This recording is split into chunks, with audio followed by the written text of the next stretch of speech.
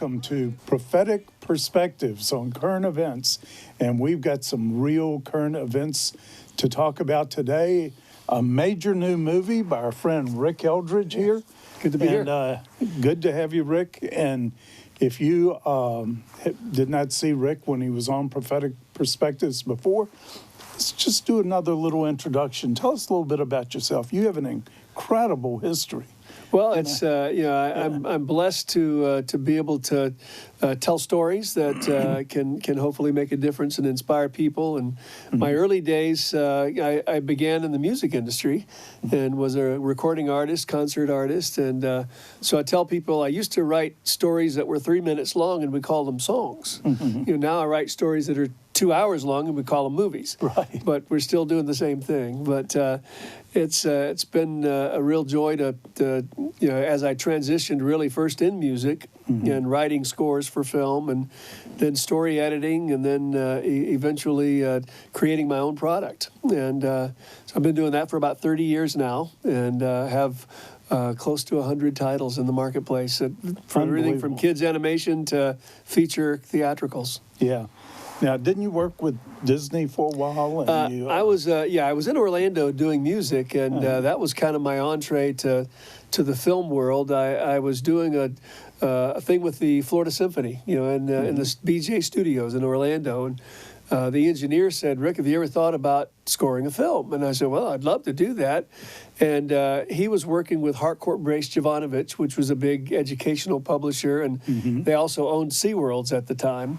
And so they did a movie called Kingdom of the Dinosaurs, this was pre-Jurassic Park, so early days, but an animated dinosaur kind of movie, and I scored that, and that won a bunch of awards, and did pretty well. And so the next call I got was from Disney, and they said, we've seen some, we've heard that you are doing this, music and sound design, and we're going to be opening studios here. That was back when MGM was first announced.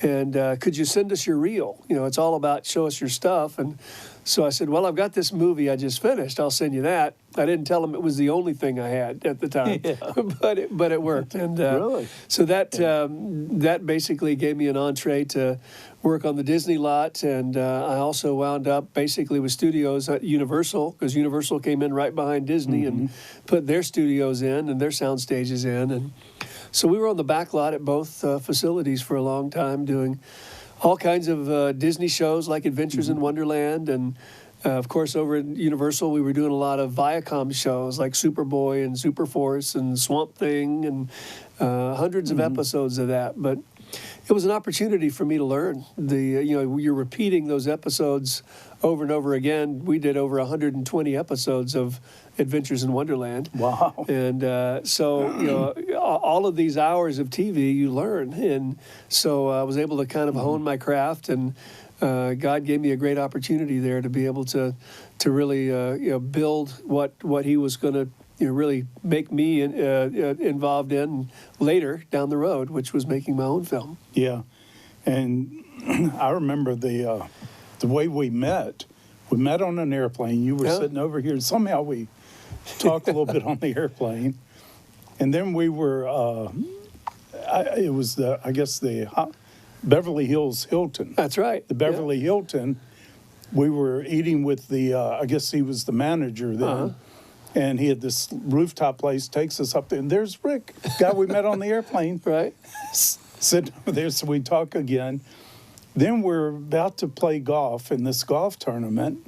I remember it was David Thompson and Bobby Jones, the basketball player. Right. We were playing their tournament, and you pulled up right next to us to unload your... I said, we're supposed to know each other. Something was putting us together, and it took us 3 or 4 times to click, right? But it did. It happened. But then, it was great. When I found out you had made that movie on Bobby Jones, The Stroke of Genius, one of my all-time awesome movie. If you're a golfer, love golf, even if you don't like golf, you would love this movie. It's a true story, a remarkable story about a truly remarkable person. Well, Bobby Jones was he was the one of the greatest golfers in the world. He was an amateur. He never ever played pro, he had a 9-to-5 job. He was a lawyer, and so he was a remarkable guy in that he played for the love of the game. Yeah. Didn't play for money, and so he really made a major impact with all that he was about. And the movie itself is a story of his life, but there are we had a pastor in California actually count out about 45 values and virtues that were backed up in Scripture that were lived out through the life of Bobby Jones. And it kind of surprised me even, because I mean, we didn't really, we wanted to tell his story to the authenticity and the truth of it, but didn't really do it with the idea of him planning all those little mini stories, but they were all there, and it surely is just an example of a man that had a major impact not only on the sport. I mean, we have the Masters, which is, most would say Bobby Jones is the one who created the Masters and built the course. Yeah. And all of that because of him, and yet this same man who lived with a level of integrity and in the way that he went about things that is pretty amazing. It was really a good job. Jim Caviezel was Bobby Jones. It's funny, but Jim had just finished The Passion of the Christ. Yeah. And we shot the first half of the movie in St. Andrews. And so we were in St. Andrews shooting. In Scotland, which is where golf began. The birthplace of golf. Right? Yeah. That's it. And so we were there, and Mel Gibson called and said, Rick, we've got to redo some scenes over here in Italy. Can we have Jim for a week? And I said, well, we're going to be moving from Scotland to Atlanta, which is Eastlake, which is where he grew up. Right. And we've got a couple weeks break, so I could probably do that, but I can't give you any longer than that. And he said, oh, that's all we need. And so they went over there, and that's when Jim shot the crucifixion scene in The Passion, which is also where he got struck by lightning. Yeah. So we could have lost our Bobby Jones. But as it worked out, everything was fine. But it was he was a phenomenal actor and a great person to do that particular role. Yeah, it was. Yeah, he did a great job. I thought the whole movie was great, and one of my favorites. I've watched. My favorite movies I usually watch still just one time. Yeah. I may occasionally go, I bet I've watched that movie 5 times at least. It just, it is a great movie. And the other ones, The Ultimate Gift, The Ultimate Life, The Ultimate Legacy. Yep. That you've probably, if you haven't seen those movies, they play on, I see them on Hallmark a lot playing.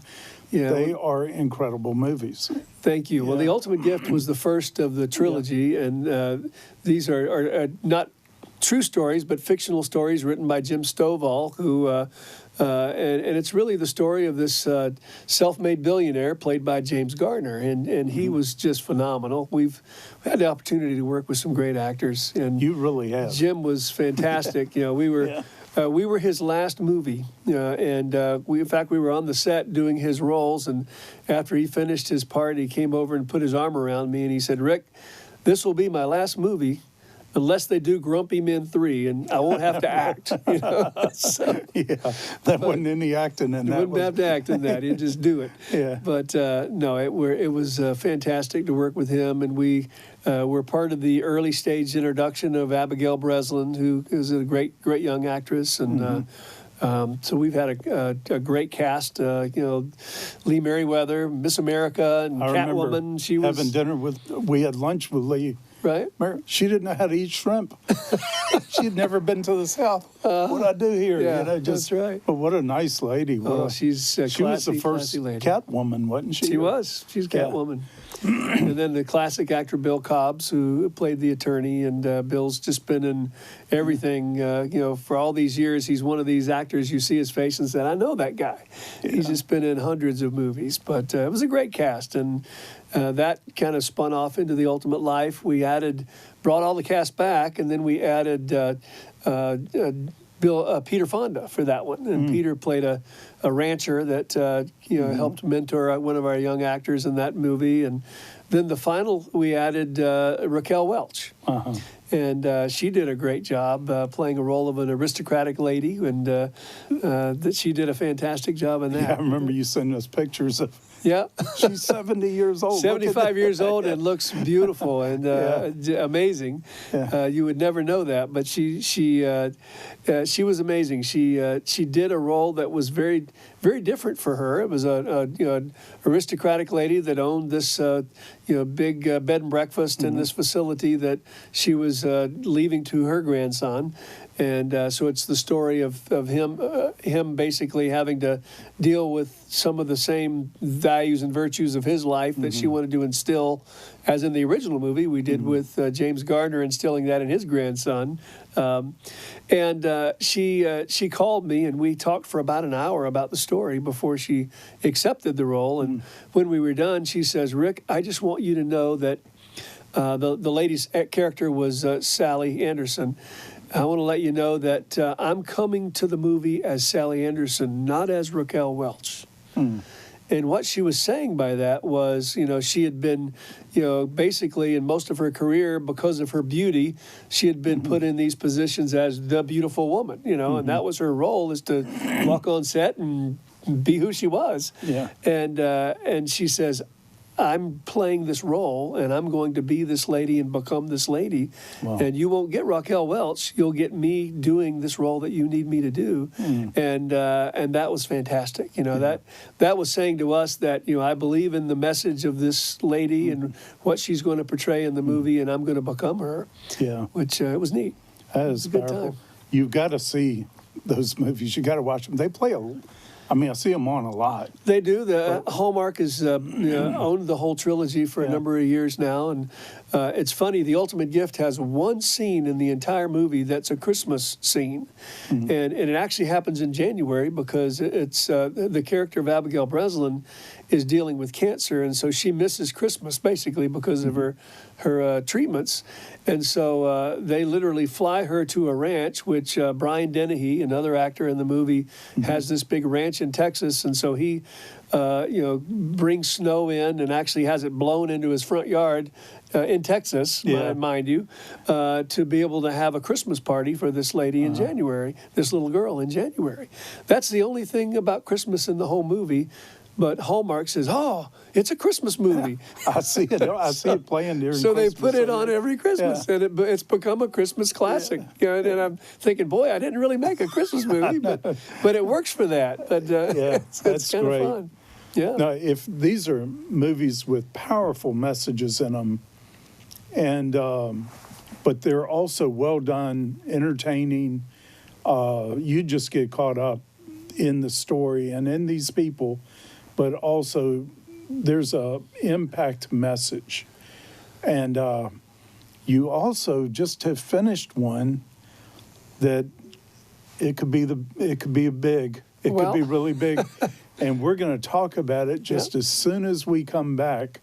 You don't want to miss this next segment with Rick Eldridge. If you're watching this, I must be dead. How was my funeral? Well attended? I hope it rained. I made a lot of mistakes with our family, but you're the one I think I hurt the most.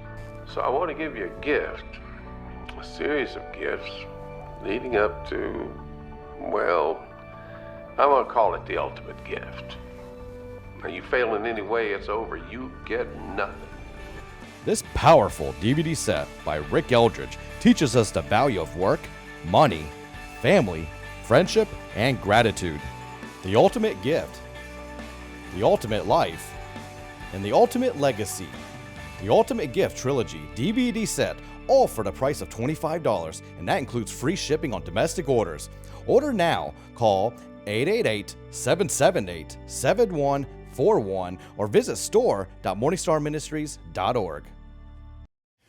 Well, we're back here with Rick Eldridge, and just started talking about some of the movies he's made. You got 100 products out there. About 100 products in the marketplace. Yeah. This next one, I remember talking to you early on. It took a major thing for you to do this. Should I do it? Should I not do it? I know.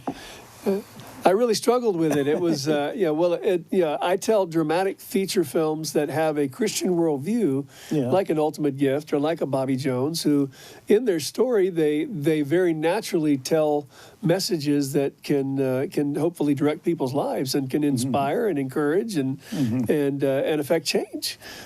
This was one that was very pointed on a message, and it's called The Trump Prophecy. And it's funny, I ask a lot of people when they're talking to me, a lot of people ask me, well, what are you working on, Rick? They know I make movies, and I'll say something like The Ultimate Gift, and they'll say, oh, well, what's that about? And we'll have a little conversation. It's funny to watch their face now, because they say, what are you working on? I say, well, I'm doing a movie called The Trump Prophecy, and you can see their face, and they either go this way or this way, and they've already got an impression of what that is. Right. And well, let's talk about what it is. This, this is big. This is big. It's something that I struggled with because of the volatility of it. Yeah. And I guess anytime you have a call of God and you deal with that, it's I want to know where God wants me to be, and that's where I want to be. The times I try to beat the door down or work my way into something and maneuver my way around are usually the times I wind up flat on my face, and I just in failure. But the times that I've listened, but this one was, I kept saying, God, are you sure? I just didn't know. It's a subject matter that we deal with a story. It's based on a book by Mark Taylor and Mary Colbert. Mark was a fireman, a public servant, and spent a lot of his life just dealing with, saving people going into danger. And, after 20 years on the force, was dealing with some dreams and really, we call them demons, if you will, that were facing, all of the I guess, the nightmares of the him. trauma he had. It's kind of like being on the front of a battle, front line of a battle.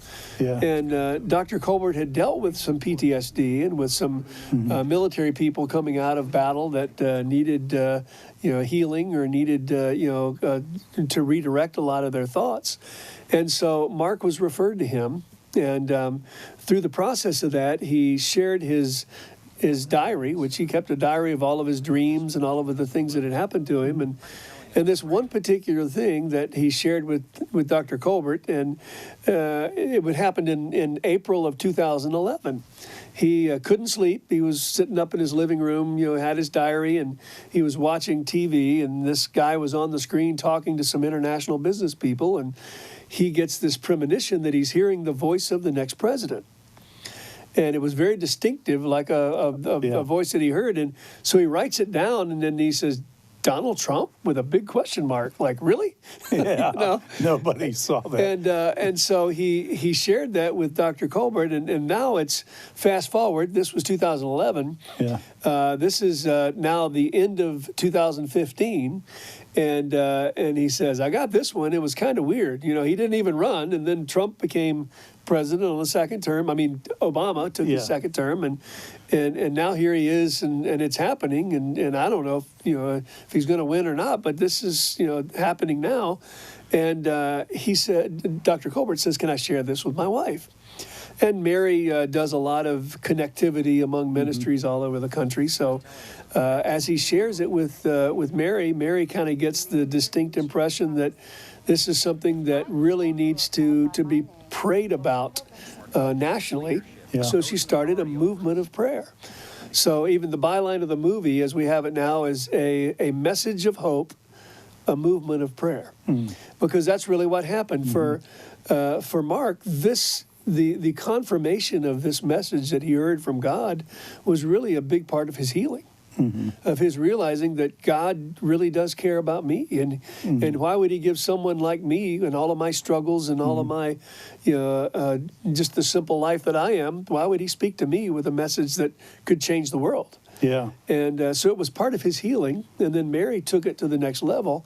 And it became a movement of prayer. Hundreds of thousands of people would call in every day around the election to pray for our nation, to pray for its leadership, to pray for the foundational principles to be restored, that we were founded upon. And it was a powerful time, and we really feel had a major impact on the election and on what happened. Oh, yeah, without question. Yeah. And, you know, of course, we deal in the commodity of prophecies like you do movies, but, you know, it's interesting to me how some of the greatest, most impacting prophecies are given to people that are not known for that. In some cases, have never had anything like that before or since. Right.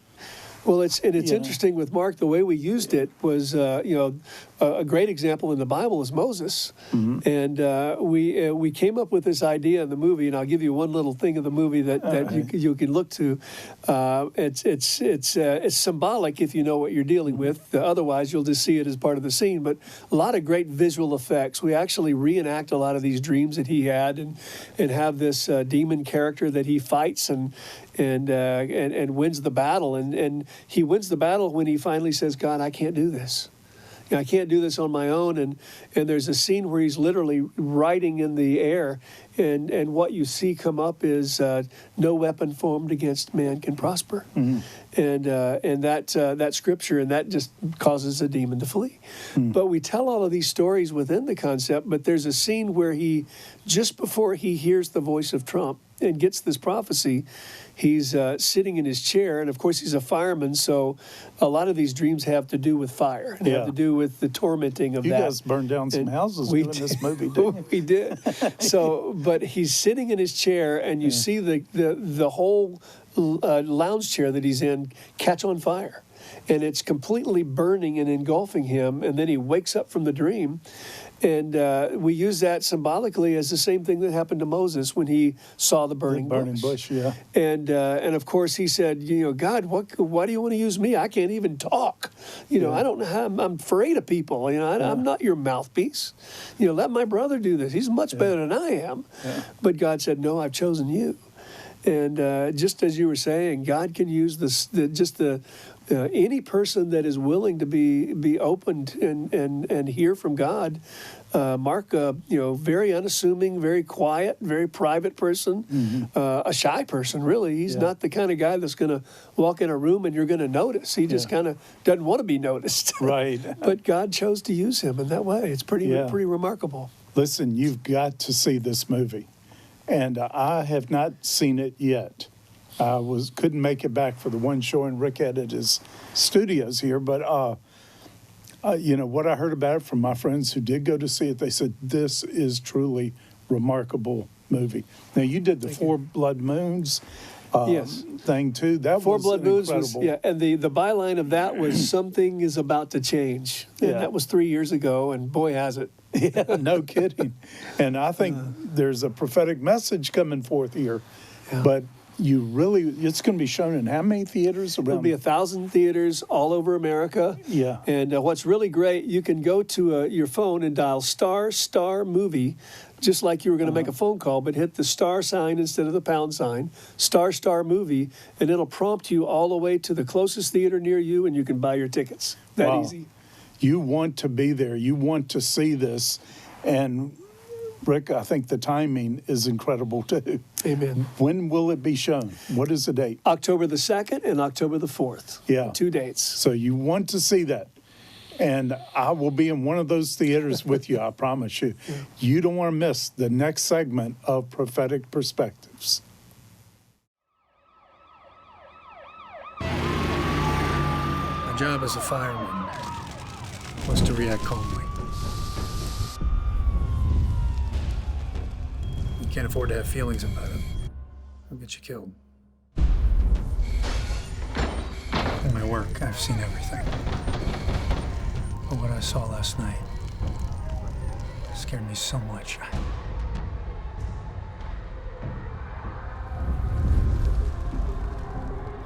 Until recently, nobody knew what PTSD was. Lord, I need you to heal him. I'm done.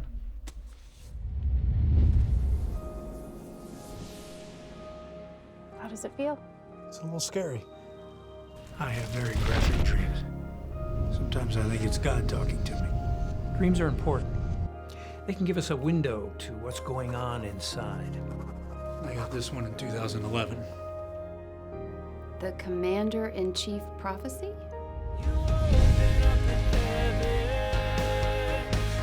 God is telling us to pray for our country, its leadership, and those in authority over us. That's what we need to do. They're going at him tooth and claw. What if I'm wrong? If my people who are called by my name will humble themselves and pray, then will I hear from heaven and heal their land.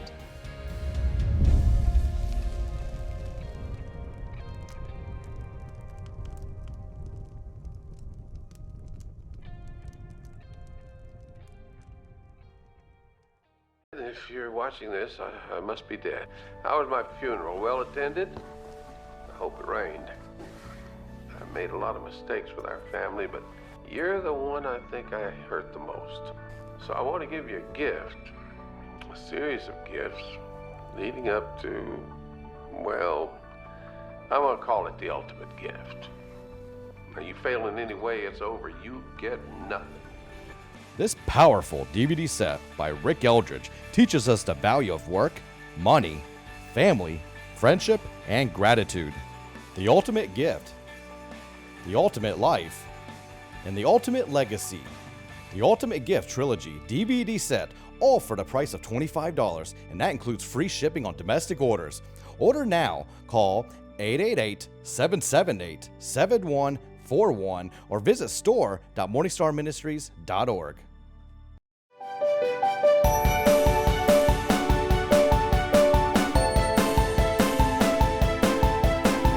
On TV, online, on the go, and on your iPad. Tune into Prophetic Perspectives with Rick Joyner, always available on MorningStarTV.com.